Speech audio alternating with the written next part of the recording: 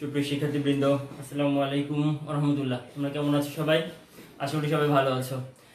শিক্ষার্থীবৃন্দের পাশাপাশি আজকের কিশোর পাঠ্যক্রমের প্ল্যাটফর্মে যুক্তিবিদ্যা ক্লাসে আরও যারা উপভোগ করছেন ক্লাসটি, তাদের সকলকে আন্তরিক শুভেচ্ছা জানাচ্ছি আজকের ক্লাসে। তো সুপ্রিয় শিক্ষার্থী বন্ধুরা, আজ আমরা আমাদের ক্লাসের টপিক তোমরা জানো, আজকে সহনমানের প্রকারভেদ। কারিগরি ত্রুটির কারণে আজকে একটু দেরি হয়ে গেল 5-6 মিনিট। আমি প্রথমেই দুঃখ প্রকাশ করছি।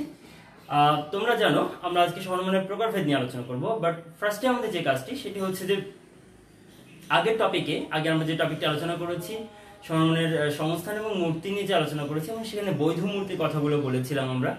সেই বৈধ মূর্তি নিয়ে একটু কথা বলে তারপরে আমরা আজকে টপিকটি শুরু করব। যেহেতু একটু বাকি ছিল সেটা আমরা একটু আলোচনা শুরু করব। ওকে, তাহলে আমরা একটু বৈধ মূর্তি নিয়ে আলোচনা শুরু করব।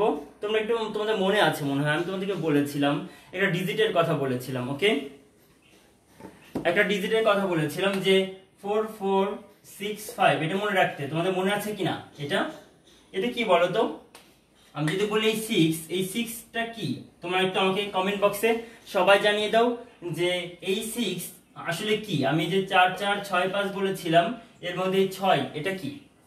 এটি কি কোন সংস্থানের বৈধ মূর্তি? আমি কিন্তু এগুলি সব বৈধ মূর্তির লিস্ট বলেছিলাম, তোমাদের মনে আছে? বৈধ মূর্তির আমি একটি লিস্ট বলেছিলাম যে বিভিন্ন সংস্থানের বৈধ মূর্তির লিস্ট। তাহলে 6 নাম্বারটি এটি হচ্ছে কোন সংস্থানের বৈধ মূর্তি? তোমরা একটু আমাকে কমেন্ট বক্সে জানিয়ে দাও। আমি একটু চেক করে নেবো যে কে কে আছো তোমরা আগে। ওকে, তোমরা আসো লাইভে, আমি একটু চেক করে নিচ্ছি। একটু ওয়েট করছি, তোমরা লাইভে আসতে থাকো, নেটের কারণে একটু দেরি হবে। আমরা যে কথাটা শুরু করেছি সেটা হচ্ছে যে বৈধ মূর্তির যে ধরনগুলো রয়েছে সংস্থানে, 4টি সংস্থান রয়েছে আমাদের সহনমানের। সেই সহনমানের 4টি সংস্থানে বেশ কিছু বৈধ মূর্তি আমরা পাই, মোট 19টি বৈধ মূর্তি পাই। এবং সেই 19টিকে আমরা 4-4-6-5 এই 4টি ডিজিটে ভাগ করেছিলাম। 4টি হচ্ছে প্রথম সংস্থানের বৈধ মূর্তি, দ্বিতীয় সংস্থানের বৈধ মূর্তি 4টি, তৃতীয় সংস্থানের বৈধ মূর্তি 6টি এবং চতুর্থ সংস্থানের বৈধ মূর্তি 5টি। এই মোট 4465 এই ডিজিটটি আমাদের ছিল। আমরা এই ডিজিটটি ফার্স্টে লিখে রাখি আবার ভালো করে। এটি হচ্ছে আমাদের বৈধ মূর্তির ডিজিট সংখ্যা না। এটি আজকে আমরা মনে রাখার জন্য যুক্তিবিদেরা বিভিন্ন ধরনের একটু নাম দিয়েছেন। হ্যাঁ, সেই নামগুলো একটু মনে রাখার সুবিধার্থে দিয়েছেন।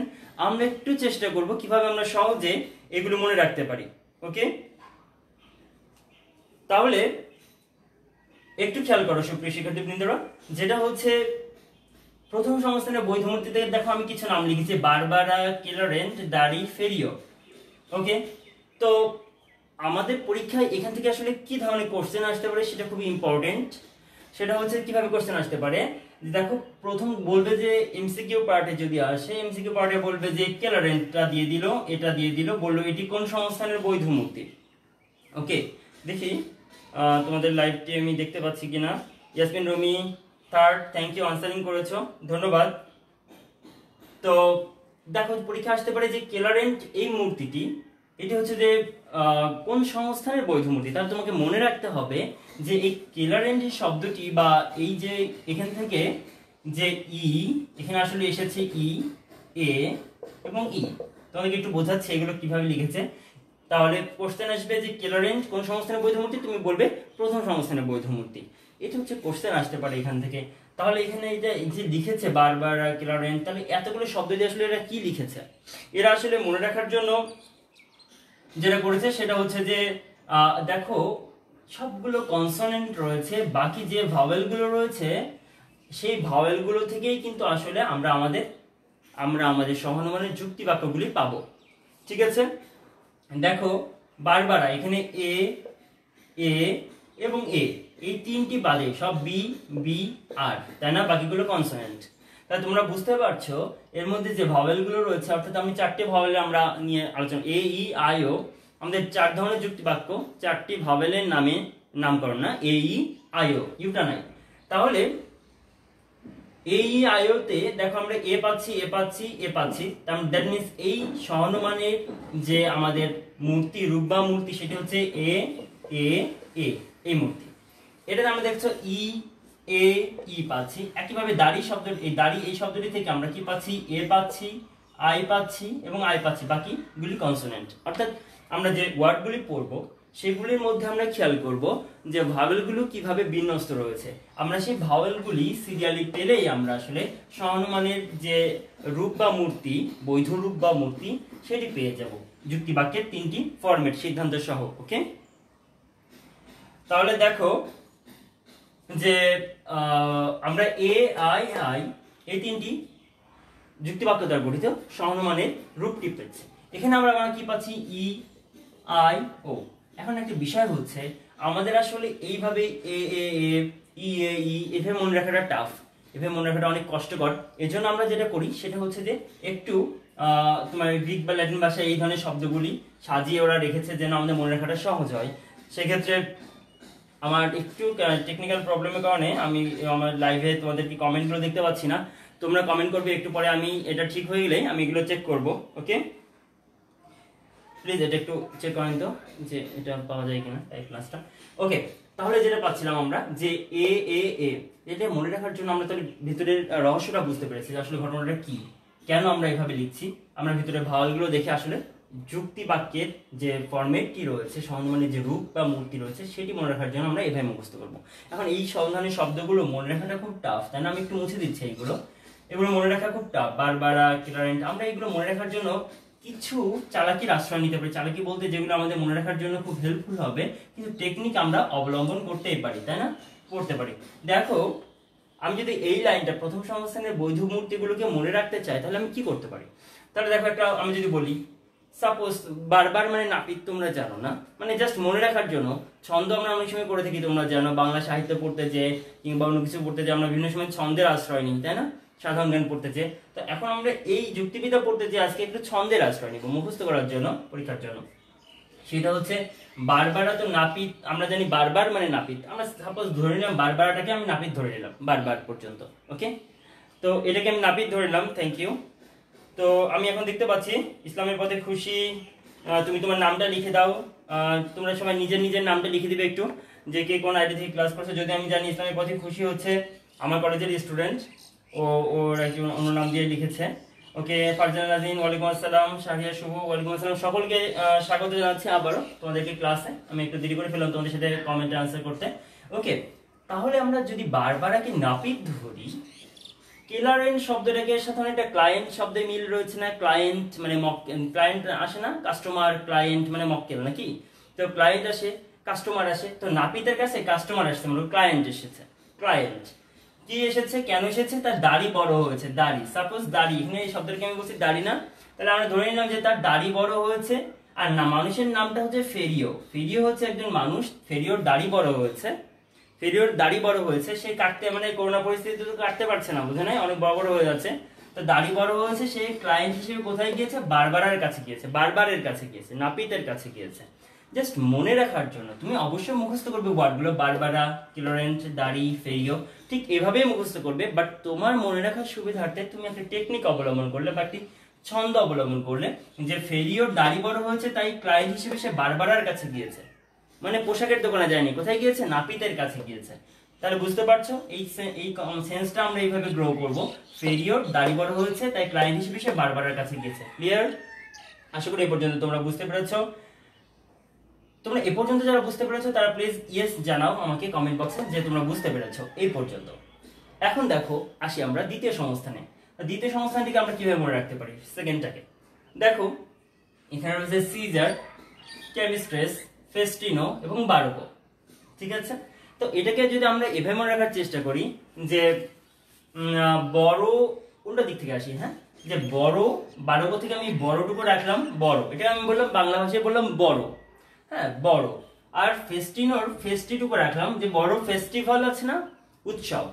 বড় বড় উৎসবে কি হয়? বড় বড় উৎসবে তোমরা সবাই পোশাক নাও না? সবাই পোশাক নাও, দর্জি বাড়িতে পোশাক বাড়িতে দাও। অনেকে হয়তো ম্যাক্সিমাম রেডিমেড কেনা হয়, একসময় তো দর্জি বাড়িতে বানিয়ে সবাই পড়তো, বা মেয়েরা তো এখন সালোয়ার কামিজ বানিয়ে পড়ে।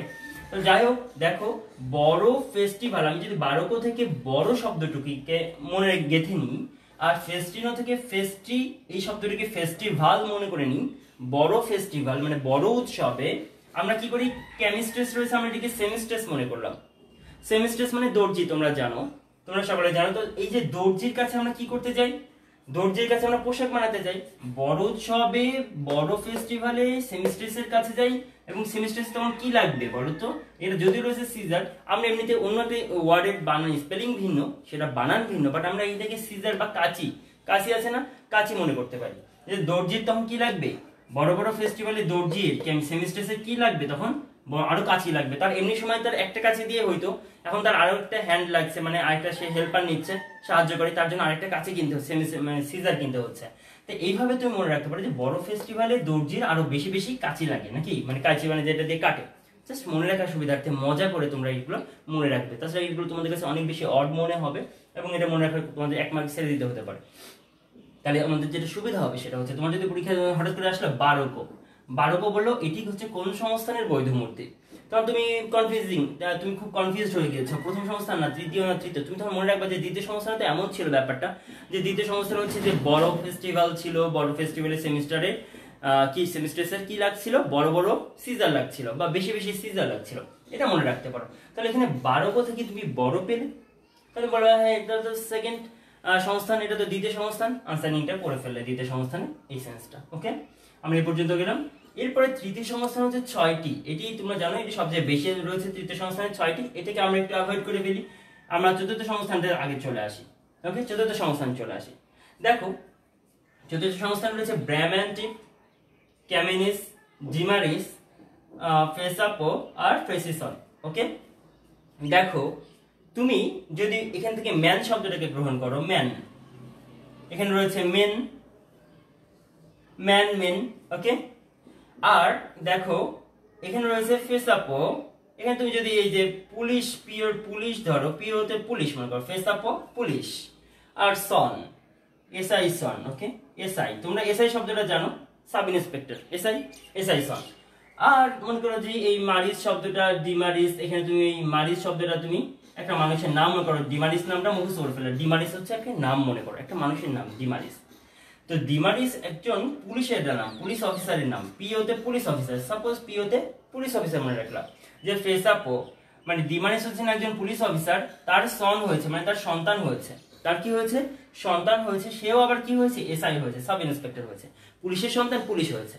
ঠিক আছে, তুমি জাস্ট মনে রাখার সুবিধার্থে মনে রাখতে পারো যে তার ব্র্যামান্টিপ এবং ক্যামিনিসে ম্যান এবং মেন আছে, ম্যান এবং মেন আছে।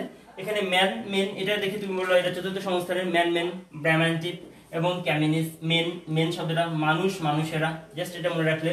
এবং মানুষ মানুষেরার মধ্যে একজন মানুষ হচ্ছে ডিমারিস, একজন মানুষ হচ্ছে ডিমারিস। সেই ডিমারিসে চাকরি কি করে, পুলিশের চাকরি, পুলিশ, এবং তার সন, তার সন্তান হয়েছে কি এসআই, কোন পুলিশ, সাব ইন্সপেক্টর হয়েছে। তুমি জাস্ট ম্যান মেন, ব্র্যামান্টিপ, ক্যামিনিস মনে রাখলা, ডিমারিস একজন মানুষ, মানে ম্যান মানুষ, ম্যান মানুষেরা, মানুষ মানুষেরা, তাদের মধ্যে ডিমারিস একজন মানুষ, এবং ডিমারিস হচ্ছে পুলিশ অফিসার, ফেসাপো, সাপো এই পো পর্যন্ত পুলিশ মনে করলাম, ফেসাপো পিওতে পুলিশ অফিসার মনে করলা, এবং এরপরে বললা যে তার সন্তান সন হচ্ছে এসআই সন, কেমন সন, এসআই সন, ফ্রেসিসন, এসআই সন। জাস্ট এইভাবে আমরা চতুর্থ সংস্থানটাকে মনে রাখতে পারি। ওকে, তাহলে আমরা দেখো আমরা যেটা ছিলাম বৈধ মূর্তি যে 4টি ছিল, প্রথম সংস্থান, দ্বিতীয় সংস্থান এবং চতুর্থ সংস্থান, আমরা 3টি সেন্স দ্বারা মনে রাখার চেষ্টা করছি। প্রথমটি ছিল প্রথম সংস্থানে যে ফেরিওর দাড়ি বড় হয়েছে তাই ক্লায়েন্ট হিসেবে বারবারার কাছে গিয়েছে। দ্বিতীয় সংস্থানে হচ্ছে বড় ফেস্টিভ্যালে সেমিস্ট্রেস বা দর্জির কেমিস্ট্রেসটা মনে রাখলা, দর্জির বড় বড় বেশি বেশি সিজার লাগে বা বড় বড় সিজার লাগে, যেভাবে পারো মনে রাখতে পারো। আর চতুর্থ সংস্থানে আমরা বললাম যে মানুষ মানুষেরা, তার মধ্যে হচ্ছে ডিমারিস একজন মানুষ বা মানুষেরা, তার অনেক মানুষের মধ্যে একজন ডিমারিস মানুষ, সে হচ্ছে পুলিশ অফিসার, ফেসাপো, ফেসাপোর হচ্ছে কি সনটা কেমন আছে, এসআইসন, ফ্রেসিসন, এসআইসন, ফ্রেসিসন। জাস্ট একটু অড বিষয়গুলোকে একটু সহজ মনে রাখার জন্য তোমাদের আমি একটু ক্লু দেওয়ার চেষ্টা করলাম, আমার যতটুকু সেন্স এসেছে। তোমরা চাইলে এতে আরো সুন্দর করে ক্লু সাজিয়ে নিতে পারো। এই 3টা মনে রাখার পরে আমরা এই বড়টাকে আর আমরা বেশি সাজানোর চেষ্টা করিনি, আমরা করবো না, আমরা জাস্ট বাকিটা, এটা 3টা হচ্ছে 3টে সংস্থান, বাকিটা হচ্ছে যে চতুর্থ সংস্থা, তৃতীয় সংস্থান, এটা মনে রাখলে না। তুমি যখন এই 3টির মধ্যে পাবে না, অপশন একটা এসেছে, মনে করো সাপোজ এখানে এসেছে ডাটিসি, এই ডাটিসিটা এসেছে, তাহলে তুমি যখন কি করবে যে না এটা তো কোনো আমার সন্দেহ পড়ছে না, প্রথম নয়, দ্বিতীয় নয়, চতুর্থ নয়, তাহলে আমি কি করব, তাহলে আমি বাকি ডেটা তৃতীয় সংস্থানে আনসারিংটা করে দেবো। ওকে, তাহলে এই হচ্ছে সেন্সটা গ্রো করে তোমরা কি করবে, খাতায় এটা বইয়ে 4টা দেওয়া আছে সুন্দর করে, অথবা এখান থেকে দেখে তোমরা 4টা লিখে নিবে, এবং 4টা লিখে এই সেন্সগুলো অ্যাটলিস্ট তোমরা এখন খাতায় যেটা করবে প্রথম সংস্থান দ্বিতীয় সংস্থান এই সেন্সের লাইনগুলো যে আমরা ক্লু দিলাম সেই লাইনগুলো একটু নিজের মতো করে লিখে ফেলবে প্লিজ। ওকে, তাহলে তোমাদের আশা করি মনে রাখতে অনেক বেশি সুবিধা হয়ে যাবে। ওকে, আমি এখন মুছে দিচ্ছি, দেখি তোমরা হ্যাঁ বুঝেছো। রুমি বুঝতে পেরেছে, থ্যাংক ইউ। জিয়াদ হোসেন 3 তুমি আনসার সঠিক করেছো। স্বপ্নবাড়ি সকলকে ধন্যবাদ যারা আনসারিং করছো এবং ক্লাস মনোযোগের সাথে করছো। আশা করি তোমরা খাতা কলমটা নিয়ে বসেছো, কারণ হচ্ছে তোমরা ডিরেক্ট ক্লাসরুমে অবশ্যই তোমরা খাতা কলম ছাড়া তোমরা তোদেরকে অ্যালাউ করি না। তোমরা খাতা কলম নিয়ে কিছু বিষয় নোট ডাউন করো। তোমরা এই ক্লাসগুলোতে যদি তোমরা কিছু ইম্পর্টেন্ট বিষয় নোট ডাউন করে রেখে দাও তোমাদের জন্য পরবর্তীতে সেটা খুব সুবিধা হয়ে যাবে। ওকে ওকে, এখন আমরা আজকের যে টপিক আমরা রুটিনে দিয়েছি সেই টপিক নিয়ে মূলত আলোচনা করবো, সেটা হচ্ছে সহানুমানের প্রকারভেদ। ওকে, আমরা প্রকারভেদ নিয়ে আলোচনা করব। দেখো, প্রকারভেদের মধ্যে আমরা প্রথমে হচ্ছে যে আমরা দুই রকম সহানুমান পাই। একটা হচ্ছে যে অমিশ্র সহানুমান, আর একটা হচ্ছে মিশ্র সহানুমান। সহানুমানের প্রকারভেদ আমরা যদি সহানুমানটাকে এভাবে লিখি তাহলে আমরা যেটি পাবো সেটি হচ্ছে অমিশ্র সহানুমান এবং মিশ্র সহানুমান। ওকে, এবং মিশ্র সহানুমান। এখন দেখো, আমাদের অধ্যায়টা অনেক বড়, আমাদের অলরেডি অনেকগুলো লেকচার লেগে গিয়েছে, তোমরা দেখেছো, এবং ওদের অনেক বড়, অনেক বেশি টপিক কভার করেছে অধ্যায়টি। তো আমরা সবসময় দেখে এসেছি বা আমরা জানি যেটা হচ্ছে যে বোর্ডের যে এক্সামে আমাদের সবগুলো টপিকই আসলে খুব বেশি গুরুত্বপূর্ণ নয়, কারণ আমাদেরকে এত বেশি বড় অধ্যায়টা তোমাদের ইন্টারমিডিয়েট সেকেন্ড ইয়ারের জন্য এটা হয়ে গিয়েছে ইলাবোরেটিভ।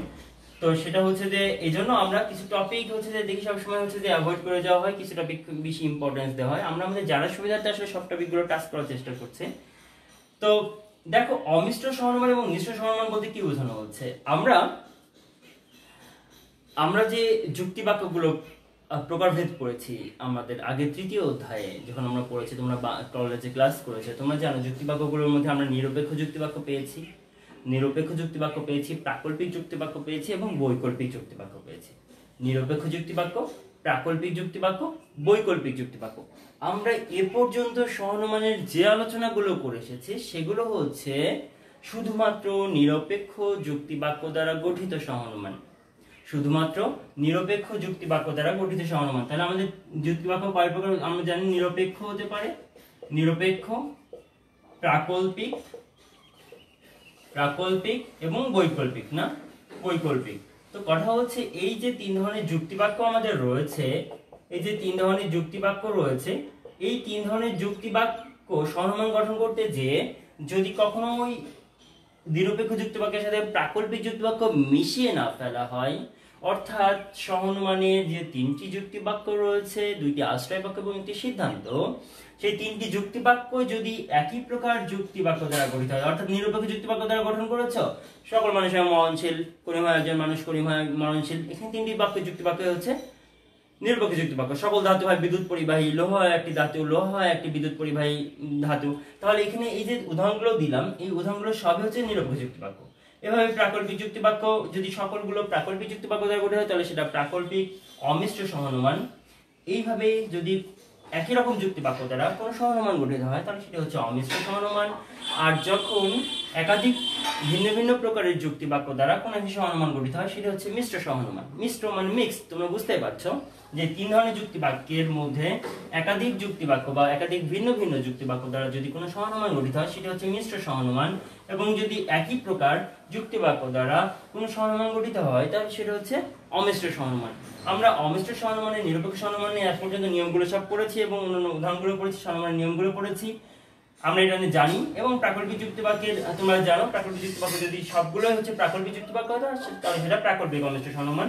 খুব বেশি তোমাদের জন্য ইম্পর্টেন্ট না। এবং সংজ্ঞা হিসেবে জাস্ট জেনে রাখো যে বৈকল্পিক যুক্তি বাক্যের ক্ষেত্রে যদি সবগুলো যুক্তি বাক্যই অমিশ্র সহানুমানের বৈকল্পিক হয় তাহলে সেটা বৈকল্পিক অমিশ্র সহানুমান। এখন তোমাদের পরীক্ষার জন্য যেটা ইম্পর্টেন্ট সেটা হচ্ছে মিশ্র সহানুমানের প্রকারভেদ। ওকে, এখন আমরা মিশ্র সহানুমান নিয়ে আজকে যে অধ্যায়ে এখন আলোচনা করব। মিশ্র সহানুমানের মধ্যে দেখো যেটা হচ্ছে আমরা যদি মিশ্র সহানুমানকে টেনে আনি, আমরা ফার্স্টে তিনটি প্রকারভেদ পাই। মিশ্র সহানুমান তিন প্রকার হতে পারে। ওকে, একটা হচ্ছে প্রাকল্পিক নিরপেক্ষ সহানুমান, প্রাকল্পিক নিরপেক্ষ সহানুমান। ওকে, দেখো এটি হচ্ছে ফার্স্ট প্রকারভেদ, প্রাকল্পিক নিরপেক্ষ সহানুমান। আমি পরের প্রকারভেদগুলো লিখবো, বাট বারবার লিখে মোছা যেতে। পরেরটা হচ্ছে বৈকল্পিক নিরপেক্ষ সহানুমান, তারপরটা হচ্ছে দ্বিকল্প বা দুই রকমের যেখানে যৌগিক যুক্তি বাক্য থাকবে সেটা, তো আমরা সেটাতে পরে আসবো। আমরা প্রাকল্পিক নিরপেক্ষ সহানুমান, বৈকল্পিক নিরপেক্ষ সহানুমান এবং দ্বিকল্প এই 3 প্রকারের মিশ্র সহানুমান পেয়ে থাকি। ওকে, তার মধ্যে তোমাদের জন্য যেটি মোস্ট ইম্পর্টেন্ট এবং যেটি আলোচনার সবসময় দাবি রাখে সেটা হচ্ছে যে প্রাকল্পিক নিরপেক্ষ সহানুমান এবং বৈকল্পিক নিরপেক্ষ সহানুমান। ওকে, তোমরা এই দুটি খুব গুরুত্ব দিয়ে পড়বে আশা করি। দেখো, প্রাকল্পিক নিরপেক্ষ সহানুমান বলতে আমরা এখন কি বুঝি আমরা সেটি বোঝার চেষ্টা করব। তোমরা একটু খুব ঠান্ডা মাথায় বুঝবে, এখান থেকে অনুপপত্তির ধারণাও আসে এবং এই অনুপপত্তি পরীক্ষাতেও এসে থাকে, ঠিক আছে? সো এটি আমরা একটু মুছে দিচ্ছি। আমরা টোটাল প্রাকল্পিক নিরপেক্ষ সহানুমান নিয়ে আজকে আলোচনা করব। দেখো, প্রাকল্পিক নিরপেক্ষ সহানুমান তা কি তোমরা সংগঠি খাতায় লিখে ফেলতে পারো। যেটি হচ্ছে, আমি মুখে বলছি যে যদি কোনো সহানুমানের প্রধান আশ্রয় বাক্যটি আমি এখানে লিখে ফেলি প্রধান আশ্রয়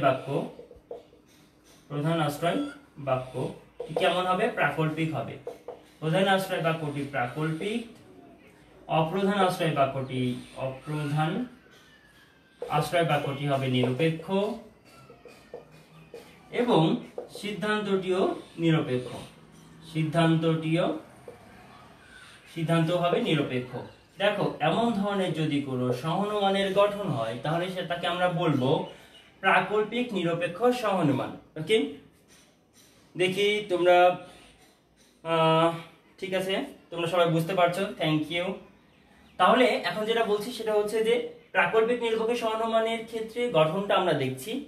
আমরা যদি সংজ্ঞা চাই প্রাকল্পিক নিরপেক্ষ সহানুমানের, তাহলে আমরা সংজ্ঞা দেওয়ার সময় আমরা এই সেন্সটাই বলবো, এই সেন্সটিকে আমরা সংজ্ঞা আকারে লিখে ফেলবো যে সহানুমানের, তোমরা বুঝছি লেখার সময় বলবে যে সহানুমানের প্রধান আশ্রয় বাক্যটি একটি প্রাকল্পিক যুক্তি বাক্য, অপ্রধান আশ্রয় বাক্যটি একটি নিরপেক্ষ যুক্তি বাক্য এবং সিদ্ধান্তটিও একটি নিরপেক্ষ যুক্তি বাক্য, সেই সহানুমানকে আমরা প্রাকল্পিক নিরপেক্ষ সহানুমান বলি। প্রাকল্পিক নিরপেক্ষ সহানুমানকে আবার শুধু প্রাকল্পিক সহানুমানও বলা হয়ে থাকে। দ্যাট মিন্স প্রাকল্পিক নিরপেক্ষ সহানুমান কাকে বলে না বলে তোমাকে বলতে পারে যে প্রাকল্পিক সহানুমান বলতে কি বুঝো। প্রাকল্পিক সহানুমানও যা, প্রাকল্পিক নিরপেক্ষ সহানুমানও তা। এটা একটু প্লিজ খেয়াল রাখবে। প্রাকল্পিক সহানুমান যে কথা, প্রাকল্পিক নিরপেক্ষ সহানুমানও একই কথা, মাঝে মাঝে নামটি ভিন্ন করে উপস্থাপন করা হয়। ওকে, তাহলে এখন আমরা এই সেন্সটি পেলাম। তাহলে আমরা সংজ্ঞাটি বুঝতে পারছি। এখন সংজ্ঞাটি যদি আমরা একটি উদাহরণ দ্বারা দেখি তাহলে আমরা আরো ক্লিয়ার হয়ে যাব।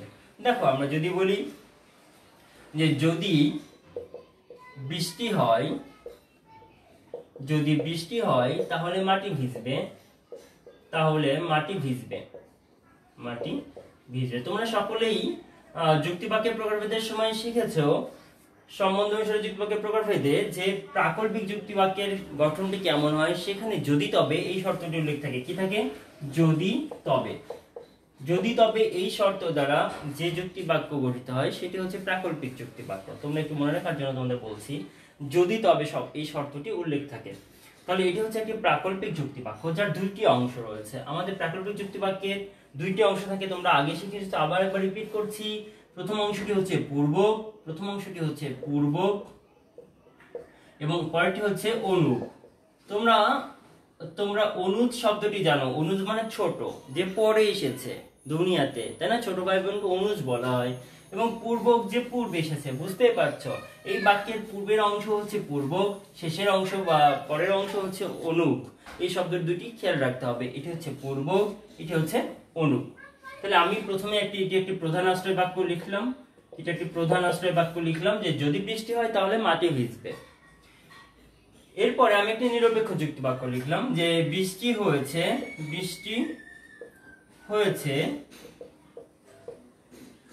হয়েছে অতএব সিদ্ধান্ত লিখলাম একটি নিরপেক্ষ যুক্তি। কি লিখবো? যে মাটি ভিজেছে। কি লিখবো? মাটি ভিজেছে। ওকে, তাহলে যদি বৃষ্টি হয় তাহলে মাটি ভিজবে। আমি এই সংজ্ঞাটির একটি মুছে দিচ্ছি, কারণ তোমরা বুঝে ফেলেছো যে প্রধান আশ্রয় বাক্যটি প্রাকল্পিক, অপ্রধান নিরপেক্ষ, সিদ্ধান্ত ও নিরপেক্ষ। তাহলে সেটি হবে প্রাকল্পিক নিরপেক্ষ সহানুমান। এখন আমরা একটি উদাহরণ দেখছি, কিসের উদাহরণ দেখছি? প্রাকল্পিক নিরপেক্ষ সহানুমানের উদাহরণ দেখছি। প্লিজ একটু বি কেয়ারফুল, একটু খেয়াল করো যে প্রথম যুক্তিবাক্য যে আমরা প্রাকল্পিক লিখেছি, আমি বলেছি তার প্রথম অংশটি হচ্ছে পূর্ব এবং পরবর্তী অংশটি হচ্ছে অনুক।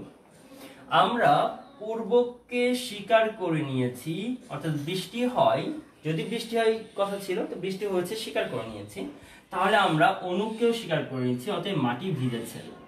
ওকে, আমরা এটাকে যদি প্রতিকায়িত করি তাহলে আমরা কি লিখতে পারি যে পি ইমপ্লাইজ দ্যাট কিউ, যদি পি হয় তাহলে কিউ হবে, পি হয়েছে, পি কে স্বীকার করে নিলাম, অতএব কিউ হয়েছে, অতএব কিউ হয়েছে। এটা হচ্ছে প্রতিকায়িত রূপ, তাই না? তাহলে আমরা প্রতিকায়িত রূপ দেখলাম যে আমরা প্রতীকী যুক্তিবিদ্যায় যখন আমরা পড়েছি বা ধারণা পেয়েছি তখন আমরা জেনেছি যে আমরা কিভাবে উদাহরণগুলোকে প্রতিকায়িত করতে পারি, তাই না? তোমরা জানো সবাই। তাহলে আমরা এখানে এটাকে প্রতিকায়িত করলাম এবং একটিকে স্বীকার করে এটিকে করলাম। এটি একটি প্রাকল্পিক নিরপেক্ষ সহানুমান। এখন কথা হচ্ছে প্রাকল্পিক নিরপেক্ষ সহানুমানের সংজ্ঞা পড়লাম, উদাহরণ পড়লাম, প্রতিকায়িত রূপ পড়লাম। এখন আমরা দেখব তাহলে এর ক্ষেত্রে নিয়মটা কি। আমরা প্রাকল্পিক নিরপেক্ষ সহানুমানের জন্য দুটি স্পেসিফিক নিয়ম মুখস্থ করব বা জানবো আমরা, যে এই দুটি নিয়ম আমাদের জন্য প্রয়োজনীয় হবে। কারণ হচ্ছে যে এখান থেকে অনুপবর্তীর ধারণা আসে, দুইটি অনুপবর্তীর সৃষ্টি হয় ভুল নিয়মগুলি লঙ্ঘিত হলে, এবং সেই অনুপবর্তীগুলি পরীক্ষাতে আসে, তোমাদের জেনে রাখা উচিত এটা। তাহলে আমরা উদাহরণটা রেখে দিচ্ছি, আমরা নিয়মের বারবার উদাহরণটা না লিখে আমরা এখন একটু নিয়মে চলে যাচ্ছি। প্রথম নিয়ম, দুইটি নিয়মে প্রথম নিয়মটা আমরা এখন পড়ব। ওকে, প্রথম নিয়মটা দেখো, সেটা হচ্ছে প্রথম নিয়মে বলা হচ্ছে যে পূর্বককে প্রাকল্পিক নিরপেক্ষ সহানুমানের প্রধান অংশকে পূর্বককে স্বীকার করলে, পূর্বককে স্বীকার করে, আমি সংক্ষেপে লিখছি, পূর্বককে স্বীকার করে অনুককে স্বীকার করা যায়, অনুককে স্বীকার করা যায়, কিন্তু বিপরীত ক্রমে নয়,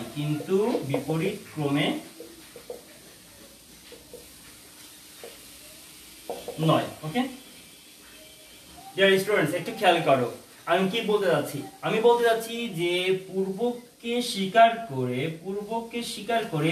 অনুককে স্বীকার করা যায়, কিন্তু বিপরীত ক্রমে নয়। দ্যাট মিনস আমি একটি সহানুমান গঠন করেছি, তার পূর্বককে স্বীকার করে নিয়েছি, যেমন এই উদাহরণটি দেওয়াই রয়েছে প্রথম নিয়ম অনুসারে, সেটা হচ্ছে প্রথম পূর্বককে আমি স্বীকার করে নিয়েছি এবং তারপরে আমি কি করছি, অনুক যেটা রয়েছিল মাটি ভিজবে সেটাকেও স্বীকার করে নিচ্ছি, মাটি ভিজছে। তার মানে এটি হচ্ছে একটা নিয়ম যে পূর্বকে স্বীকার করলে অনুকে স্বীকার করা যায়, কিন্তু বিপরীত ক্রমে নয়। বিপরীত ক্রমে নয় মানে কি? তাহলে সেখানে যদি আমরা বিপরীত ক্রমে করতে যাই ভুল হয়ে যাবে। যদি বিপরীত ক্রমে করি তাহলে কি হবে, যে অনুককে স্বীকার করে পূর্বককে স্বীকার করা যাবে, অনুককে স্বীকার করে পূর্বককে স্বীকার করা যাবে, তাই না? তোমরা একটু বোঝার চেষ্টা করো, তোমরা এই পর্যন্ত কে বুঝতে পারছো একটু দেখি। তোমরা একটু যারা যারা বুঝতে পারছো, যদি কেউ বুঝতে না পারো তাহলে একটু বলতে পারো, আর যদি বুঝতে পারো তাহলে মনোযোগ সহকারে ক্লাস করতে থাকো। দেখো তাহলে আমরা কি বলছি যে পূর্বককে স্বীকার করে অনুকে স্বীকার করা যায়। পূর্বক হচ্ছে এই অংশটি, আমি বারবার বলছি এই অংশটি হচ্ছে পূর্বক, এই পূর্বককে স্বীকার করলে আমি অনুকে স্বীকার করতে পারছি, কিন্তু বিপরীত ক্রমে নয়। দ্যাট মিনস হচ্ছে অনুকে স্বীকার করে পূর্বককে স্বীকার করতে পারবো না, তাহলে সেটা অনুপবর্তীর সৃষ্টি করবে। দেখো এই উদাহরণটিকে যদি আমি একটু মুছে দিয়ে যদি আমি এই কথাটিকে একটু বলি, পূর্বক আর অনুক শব্দটি মুছে দিলাম, তোমরা বুঝে ফেলেছো কোনটি পূর্ব কোনটি অনুক। আমি যদি এখন ওই অনুকটাকে যদি আমি আগে স্বীকার করে ফেলি, স্বীকার করে বলি যে মাটি ভিজেছে বলে নিলাম, এটা স্বীকার করে নিচ্ছি। তাহলে আমি এখন যদি বলি অতএব, বলে আমি একটা সিদ্ধান্ত টেনে ফেলছি, অতএব বৃষ্টি হয়েছে, তাহলে এটি অনুপবর্তীর সৃষ্টি করবে এবং এটি হচ্ছে এই অনুপবর্তীর নাম হবে অনুক। অনুপবর্তীর নামটা দেখো, অনুক স্বীকারমূলক বা অনুক স্বীকৃতিমূলক অনুপবর্তী, অনুক স্বীকৃতিমূলক অনুপবর্তী। ওকে, নামকরণটা তোমরা বুঝতে পারছো কেন এমন নামকরণটি করলো অনুপবর্তীটি, কারণ আমরা অনুককে স্বীকার করার ফলে অনুপবর্তীর সৃষ্টি করছি, তাই এর নাম হচ্ছে অনুক স্বীকৃতিমূলক অনুপবর্তী। তোমরা বলবে স্যার এটা তো ঠিকই আছে, মাটি ভিজেছে বৃষ্টি হচ্ছে, তাদের কথা ঠিকই আছে। আসলে কি তাই বলো? আসলে দেখো এমন তো হতে পারে যে তুমি এক বালতি পানি ফেলে দিয়েছো উঠানে, বা তোমার ট্যাপের পানি ছেড়ে দেওয়া ছিল, পুরা ট্যাপের পানি মানে পড়ে, কিংবা হচ্ছে যে মোটরের উপরে যে ট্যাঙ্কের পানি পড়ে পুরা উঠান ভিজে গিয়েছে, মাটি ভিজে গিয়েছে, তাই না? বৃষ্টি হয়নি বাট মাটি ভিজে গিয়েছে, হতে পারে। অর্থাৎ যখন কোনো প্রাকল্পিক যুক্তিবাক্য বলা হয় যদি তবে দ্বারা, যদি তবে দ্বারা বা যদি তাহলে দ্বারা, তখন প্রথমটি শর্তটি এমন দেওয়া হয় যে এই শর্তটি হইলে অনু অংশটি অর্থাৎ পরবর্তী অংশটি হইতে বাধ্য, হইতে বাধ্য। আর এমনটি নয় যে পরবর্তী অংশটি হলে আগেরটি হতে বাধ্য। বলা হচ্ছে যদি হচ্ছে বৃষ্টি হয় তাহলে মাটি ভিজবে, মাটি ভিজলেই যে বৃষ্টি হবে এমনটি তো বলা নাই না। মাটি ভিজার অনেকগুলো কারণ হতে পারে, তাই না? যদি এমন হয় যে যদি কেউ ব্যাংকে লুটতরাজ চালায় বা ব্যাংকে যদি কেউ দুর্নীতি করে ঋণ দেয়, তাহলে ব্যাংক কি হবে? দেউলিয়া হয়ে যাবে। তাহলে ব্যাংক দেউলিয়া হওয়ার একটি কারণ হচ্ছে যে ব্যাংক লুট করা, কিংবা মনে করো যে খুব খারাপ ব্যাড লোন দেওয়া, সাপোজ একটি ব্যাপার। তাহলে ব্যাড লোন দিলে যে একসময় ব্যাংক দেউলিয়া হবে, এই ব্যাড লোন দিয়েছে, ব্যাংক দেউলিয়া হয়েছে, এটা সত্যি। বাট ব্যাংক দেউলিয়া হয়েছে, ব্যাড লোন দিয়েছে, এটা সবসময় সত্যি না। ব্যাংক দেউলিয়া হওয়ার আরো অনেক কারণ হতে পারে। দেশের অর্থনৈতিক পরিস্থিতি খুবই খারাপ হয়ে যেতে পারে, হঠাৎ করে কোনো মহামারী, প্রাকৃতিক দুর্যোগ আসতে পারে যে মানুষকে লোন শোধ করতে পারছে না, নানান ভাবে কি হতে পারে ব্যাংকটা বা কোনো একটা ইনস্টিটিউশন কি হতে দেউলিয়া হয়ে যেতে পারে।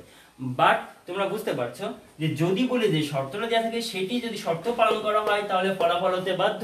বাট ফলাফল হলে যে এই একটি মাত্র শর্তই ঘটবে তা না, অন্য কোনো শর্তের কারণে এই ফলাফলটি একই ঘটনা ঘটতে পারে। একই ঘটনা অনেকগুলো কারণ থাকতে পারে, তাই না? মাটি ভেজার কারণ শুধুমাত্র বৃষ্টি না, আর অনেক কারণে মাটি ভিজতে পারে, তাই না? দেশ অনুন্নত হওয়ার কারণ শুধুমাত্র মানে মনে করো যে সাপোজ দুর্নীতি কিংবা অন্য কোনো অনেকগুলো ফ্যাক্টর রয়েছে, তাই না?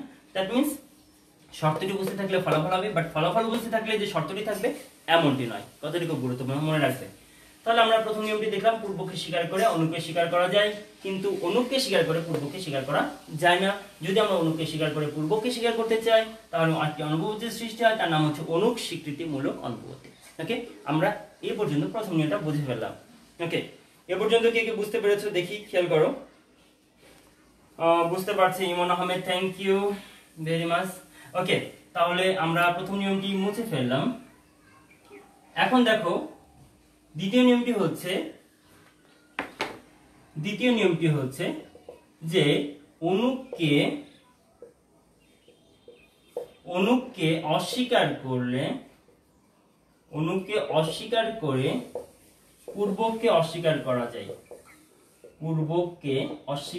যায়। দেখো অস্বীকার করা যায়, কিন্তু বিপরীত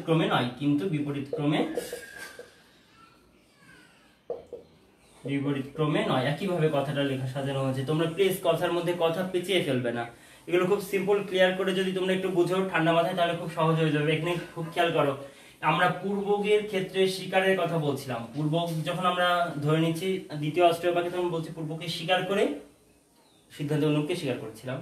আর এখন আমরা যখন অনুকে যাচ্ছি, অনুকের বেলায় অস্বীকার করে আসছি। উল্টো দিকে যখন আসছি তখন আমি কি করছি? অনুকে অস্বীকার করে পূর্বকে অস্বীকার করতে পারছি, আর পূর্বকে স্বীকার করে অনুকে স্বীকার করতে পারছি। আর উল্টা দিক থেকে যখন আসছি, জাস্ট এদিক থেকে যখন আমি ডিরেকশনটা এদিকে আসছি, তখন অনুকে অস্বীকার করে পূর্বকে অস্বীকার করতে পারছি। কিন্তু উল্টো করে করতে পারবো না, পূর্বকে অস্বীকার করে আবার অনুকে অস্বীকার করতে পারবো না। ওকে, আমরা তাহলে একটি উদাহরণ আবার একটু যাচাই করি। একটা উদাহরণ আমরা যদি গ্রহণ করি, তো যেটা হচ্ছে যে যদি আমরা লিখি যে যদি ভালোভাবে পড়াশোনা করো, যদি ভালো পড়াশোনা করো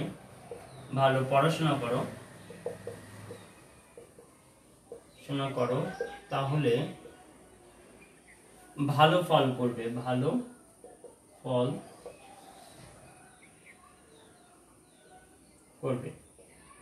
ওকে, বলো যদি ভালো পড়াশোনা করো তাহলে ভালো ফল করবে। তাহলে আমরা যদি আমি এটাকে অস্বীকার করি যে ভালো ফল করেনি,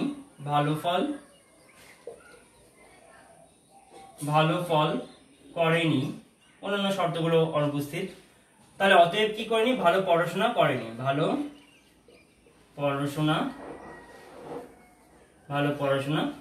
করেনি। ঠিক আছে, তাহলে দেখো এটা উল্টো দিক থেকে জাস্ট কি হলো, এখানে ছিল অনুক, এটা ছিল অনুক। আমরা কি করেছি? অনুককে অস্বীকার করেছি, অনেককে অস্বীকার করে বলছে ভালো ফলাফল করেনি। তাহলে কি হচ্ছে? আমরা পূর্বেরটাকে অস্বীকার করতে পারছি যে ভালো করে পড়াশোনা, তার মানে বোঝা যাচ্ছে ভালো করে পড়াশোনা করেনি। তাহলে এই যে আমরা নিয়মটা হচ্ছে অনুককে অস্বীকার করলে আমরা কি করতে পারছি, পূর্বককে অস্বীকার করতে পারছি। এটা যদি আমরা প্রতিকার ফর্মে লিখি, পি ইমপ্লাইজ দ্যাট কিউ, আমরা কিউ কে যখন নেগেটিভ করছি, কিউ কে যখন নেগেটিভ করছি তখন আমরা কি পাচ্ছি, অতএব নেগেশন পি পাচ্ছি, তাই না? আমরা প্রতিকার রূপটি দেখতে পাচ্ছি যে আমরা পি ঘটবে যদি কিউ ঘটবে যদি পি ঘটে, শর্তটি ছিল এমন, কিউ ঘটেনি অতএব পিও ঘটেনি, তাই না? এটা হচ্ছে অস্বীকার করে আমরা এই নিয়মটি, তাহলে দুটি নিয়ম, একটা হচ্ছে স্বীকার করার নিয়ম পূর্বকের ক্ষেত্রে, আর একটা হচ্ছে অস্বীকার করার নিয়ম অনুকের ক্ষেত্রে, এই যে পাচ্ছি। কিন্তু উল্টো দিকে যদি আমরা বিপরীত ক্রম করতে চাই তাহলে সেক্ষেত্রে অনুপপত্তির সৃষ্টি হবে। ওকে, দেখো যদি আমরা এটা উদাহরণটা একটু দেখি উল্টো ক্রমে, তাহলে আমরা দেখো, আমি একটু প্রথম নিয়মটা মুছে দিচ্ছি, আশা করি তুমি এ পর্যন্ত বুঝে ফেলেছো, ক্লাস টাইম হচ্ছে প্রায় হয়ে গিয়েছে। ওকে, দেখো যে যদি ভালো পড়াশোনা করো তাহলে ভালো ফল করবে, এটা যদি আমি উল্টো করে লিখি, আমি এখন যদি বলি যদি ভালো পড়াশোনা করো তাহলে, যদি ভালো পড়াশোনা করো, আমি আবার লিখছি উদাহরণটা, ভালো পড়াশোনা করো তাহলে ভালো ফল করবে, তোমরা ভালো ফল করবে। এখানে বলা হলো যদি আমি এখন যদি এই পূর্বককে অস্বীকার করে ফেলি, যে ভালো পড়াশোনা করেনি, ভালো ফল হয়নি, তাহলে এমনকি যদি করা হয় তাহলে সেক্ষেত্রে অনুপপত্তির সৃষ্টি হবে, এবং সেটা হচ্ছে পূর্বক অস্বীকৃতিমূলক অনুপপত্তি। তোমরা এটার নাম দিবে পূর্বক অস্বীকৃতিমূলক অনুপপত্তি। ওকে, এটার নাম হচ্ছে পূর্বক। আমরা যদি ফেলাসির নামটা লিখি তাহলে আমরা যেটা লিখবো, আমি নিয়মটি মুছে দিচ্ছি এবং নিচে উদাহরণটি মুছে দিচ্ছি, আমরা আশা করি এ পর্যন্ত বুঝতে পেরেছি। তাহলে আমরা এক্ষেত্রে যদি করি তাহলে সেটা এটা নাম হবে পূর্বক, এই অনুপপত্তির নাম হচ্ছে পূর্বক অস্বীকৃতিমূলক অনুপপত্তি। ওকে, অনুপপত্তি। দেখো একটা জিনিস খেয়াল করো, সেটা হচ্ছে যে আমাদের জাস্ট মনে রাখতে হবে কি কিছু না, খুব সহজ ব্যাপার, যে পূর্বককে অস্বীকার করার জন্য তুমি একটা লাইন লিখে রাখো যে পূর্বককে স্বীকার করতে হবে, পূর্বক স্বীকার একটা নিয়ম, দুই হচ্ছে অনুপ অস্বীকার, সোজা কথা। জাস্ট এই শব্দ দুইটি মনে রাখবে, আর তোমাদের এত কনফিউজড হতে হবে না, বিষয়গুলো কনফিউজিং হবে না তোমাদের কাছে, যে পূর্বককে স্বীকার করতে হবে তাহলে অনুপ স্বীকার, আর অনুপকে অস্বীকার করতে হবে পূর্বককে অস্বীকার করতে হবে, যেটা যা পূর্বক স্বীকার অনুপ স্বীকার, তাহলে অনুপ স্বীকার। ওকে, অনুপকে স্বীকার করতে হবে, তাহলে ঠিক আছে, আর অনুপকে অস্বীকার করতে হবে পূর্বককে অস্বীকার করতে হবে, এইটাই হচ্ছে ব্যাপার। জাস্ট এই লাইনটা মনে রাখলে তোমাদের নিয়মটা মনে রাখা সহজ হয়ে যাবে। তাছাড়া তোমাদের নিয়মটা অনেক বেশি বড় লাইন যখন তোমরা মনে রাখতে যাবে তখন তোমাদের কাছে একটু কনফিউজিং হয়ে যাবে। তোমরা জাস্ট শর্টকাটে এই দুইটি শব্দ মনে রাখবে। ফার্স্ট কথা মনে রাখবে পূর্বক স্বীকার, অনুপ অস্বীকার। পূর্বকে স্বীকার করলে অনুপ স্বীকার করা যাবে, অনুকে অস্বীকার করে পূর্বকে অস্বীকার করা যাবে, কিন্তু উল্টাটা করা যাবে না জাস্ট। ওকে, ঠিক আছে, তোমরা এই দুটো লাইন প্লিজ খাতায় নোট ডাউন করো। ওকে, তাহলে আর পাশে বৃষ্টি হচ্ছে, বৃষ্টির একটু শব্দ হচ্ছে, তোমরা মনে হয় তোমাদের একটু সমস্যা হচ্ছে। তো দেখো, তাহলে আমরা এই পর্যন্ত প্রাকল্পিক নিরপেক্ষ সহনমানের যে বিষয়গুলি ছিল সেগুলো আমরা বুঝতে পেরেছি আশা করি। তাহলে শিক্ষার্থীরা আমি একটু এটা মুছে দিচ্ছি, আমি আজকে বৈকল্পিক নিরপেক্ষ সহনমানটিও শেষ করে দিতে যাচ্ছি। বৈকল্পিক নিরপেক্ষ সহনমান তোমরা জানো যে যদি বৈকল্পিক নিরপেক্ষ সহনমানটার ক্ষেত্রেও একই ধরনের, আমরা এটা শেষ করে আগামী দিনের ক্লাসটি নিব। আমরা আগামীকাল মঙ্গলবারে যে ক্লাসটি সেটা হচ্ছে রিভিউ ক্লাস হবে, প্লাস বিকল্পটা নিয়ে একটু আলোচনা করব, আর হচ্ছে যে রিভিউ ক্লাস নিব, টোটাল অধ্যায়টা রিভিউ ক্লাস নিব। তোমাদের যার যা প্রবলেম আছে সেগুলো একটু দেখে নিবে, আমাকে একটু জানাতে পারো, আমি আগামী দিনে তোমাদের সলভ ক্লাস দিব, একটা তোমাদের প্রবলেমগুলো সলভ করে দিব এবং রিভিউ করে দিব। টোটাল চ্যাপ্টারটা একটু রিভিউ করবো যেন তোমাদের জন্য গ্রাস্প করতে সুবিধা হয়। আজকে আমরা ক্লাসটা শেষ করার 47 বেজে গিয়েছে অলরেডি। আমরা বৈকল্পিক নিরপেক্ষ সহনমান নিয়ে একটু তোমাদের আইডিয়াটা দিয়ে রাখি, সেটা হচ্ছে এর প্রধান আশ্রয় বাক্যটি, যে সহনমানের প্রধান আশ্রয় বাক্যটি একটি বৈকল্পিক যুক্তি বাক্য। খুব সহজ, আগের মতোই আছে, জাস্ট প্রথমটি হচ্ছে বৈকল্পিক যুক্তি বাক্য এবং অপ্রধান আশ্রয় বাক্যটি নিরপেক্ষ যুক্তি বাক্য এবং সিদ্ধান্তটিও নিরপেক্ষ যুক্তি বাক্য। সেটি হচ্ছে একটি বৈকল্পিক নিরপেক্ষ সহনমান গঠন করে। ওকে, তাহলে আমরা সংজ্ঞায় বলবো যে সহনমানের প্রধান আশ্রয় বাক্যটি একটি বৈকল্পিক যুক্তি বাক্য এবং অপ্রধান আশ্রয় বাক্যটি একটি নিরপেক্ষ যুক্তি বাক্য এবং একই সাথে সিদ্ধান্তটি একটি নিরপেক্ষ যুক্তি বাক্য। সেই সহনমানকে আমরা বলবো বৈকল্পিক নিরপেক্ষ সহনমান। তো বৈকল্পিক নিরপেক্ষ সহনমানের ক্ষেত্রে দুইটি মত দিয়েছেন, জন স্টুয়ার্ট মিল এবং উইভারওয়েক। তো দুজনে দুটি মত আমরা আগামী ক্লাসে ইনশাআল্লাহ খুব ভালোভাবে এটা ক্লিয়ার করে দেবো তোমাদেরকে। তোমরা জাস্ট এটা একটা উদাহরণ যদি আমরা দিই, যেমন যদি বলি সে হয় সৎ নয় চালাক, সে হয় সৎ নয় চালাক, যদি এই উদাহরণটা আমরা ব্যবহার করি, এটা একটি বৈকল্পিক যুক্তি বাক্য তোমরা দেখতে পাচ্ছ, সে হয় সৎ না হয় চালাক। তাহলে এখানে যদি আমরা অস্বীকার করি যে সে নয় সৎ, তাহলে আমি বলবো কি অতএব সে হয় চালাক। যেহেতু আমি বলেছি যে কোনো একটি হবে, আমি বলেছি যে কোনো একটি হতে বাধ্য, তাই না? যে সে হয় সৎ নয় চালাক, তাহলে সে সৎ নয়, তাহলে অবশ্যই সে কি চালাক। এইটা আমরা সিদ্ধান্ত হিসেবে পেতে পারি। তো জন স্টার্ট মিল এখানে বিচ্ছেদ্য পদ এবং অবিচ্ছেদ্য পদ, এই পদের মধ্যে বিচ্ছিন্নতা ধারণা নিয়ে দুইটি মতের সৃষ্টি হয়েছে। জন স্টার্ট মিলের একটি মত এবং উইবারগের একটি মত। দুইটি মতই আমরা আগামীকাল খুব সহজে আলোচনা করে দেবো। খুব সিম্পল ব্যাপারটা, তোমরা যেটা মনে রাখবে সেটা হচ্ছে বৈকল্পিক নির্ণয় কৌশলের সংজ্ঞাটি এবং একটি উদাহরণটা আমরা কিভাবে গঠন করতে পারি। প্রথমে একটি বৈকল্পিক যুক্তি বাক্য দিলাম প্রধান আশ্রয় বাক্য হিসেবে, এবং কোনো একটি অংশকে আমরা কি করলাম অস্বীকার করার ফলে বাকি অংশটিকে আমরা কি করে নিতে পারি, স্বীকার করে নিতে পারি, এবং এভাবে আমরা একটা সিদ্ধান্ত টানতে পারি। এবং এই সিদ্ধান্তটি একটি সহানুমানের সিদ্ধান্ত হবে। টোটাল উদাহরণটি হবে একটি বৈকল্পিক নিরপেক্ষ সহানুমানের উদাহরণ। তো নেক্সট ক্লাসের জন্য তোমাদের পড়া থাকবে, আমি যে চার্টটি দিয়েছি বৈধ সংস্থানের মূর্তির চার্টটি, সেই চার্টের শব্দগুলো একটু মনে রাখা, টেকনিকগুলো মনে রাখা। তোমাদেরকে যদি ধরি আমি আগামী ক্লাসে যে এটি কোন সংস্থানের বৈধ মূর্তি সেটা তোমাদেরকে একটু বলার চেষ্টা করবে, প্লিজ একটু দেখে আসবে। এবং আজকের যে প্রাকৃতিক নিরপেক্ষ সহানুমানের ধারণাটি মনে রাখবে এবং এই পর্যন্ত মনে রাখবে। আগামী দিনে ক্লাসে অর্থাৎ মঙ্গলবারে 12টার সময় তোমাদের সাথে আবার দেখা হবে ইনশাআল্লাহ, সঠিক সময়ে দেখা হবে ইনশাআল্লাহ। টেকনিক্যাল প্রবলেম আশা করি হবে না। আর আরেকটি বিষয় হচ্ছে যে তোমরা একটু টোটাল অধ্যায়টা একটু রিভাইজ দিতে পারো, একটু রিভিউ করে নিতে পারো, যাদের যা প্রবলেম আছে আমাকে যেন বলতে পারো। আর আমি চেষ্টা করবো টোটাল অধ্যায়টা তোমাদেরকে একটু রিভিউ করার এবং সলভ করে দেওয়ার। সে পর্যন্ত তোমাদের সাথে আবার দেখা হবে এই আশায়। ভালো থেকো তোমরা সকলে, খোদা হাফেজ।